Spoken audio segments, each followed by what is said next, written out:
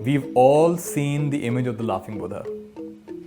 He was actually a real Zen monk who lived in China about 1,000 years ago. And he was famous for being very jovial. And he would wander from place to place. And he carried with him a big sack carrying all kinds of goodies in it. He would stop on the wayside and all the children would come running to him and he'd give from his sack something nice, some little gift, something or the other to all the kids, and they would love it.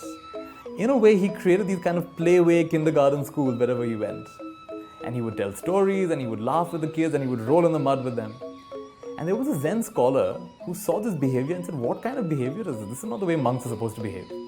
He's wearing his clothes so loose they'll drop off any time. He's carrying this big fat bag. What kind of behavior is this?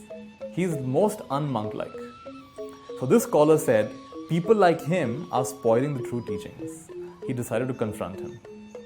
So one day, as this monk was walking down the road, this Zen scholar came in front of him and pulled out a sword and held the sword to him and said, tell me the meaning of Zen.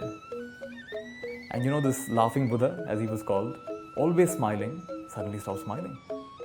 And he released this big bag he was carrying. Loud sound. And then he smiled again. The scholar was still not fully impressed. So he said, how does one realize Zen? And he picked up the bag and put it on his shoulder, turned around and started walking away.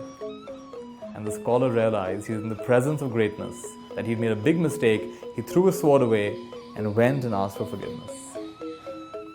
So in this story, without even saying anything, the monk is conveying some of the deepest lessons. What is the meaning of Zen?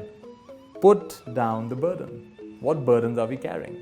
Mental, emotional, from the past, worrying about the future. If we have picked up those burdens, we can also spontaneously put them down. Right now, put them down. And once you learn to put it down, you can re-engage, this time not being caught up.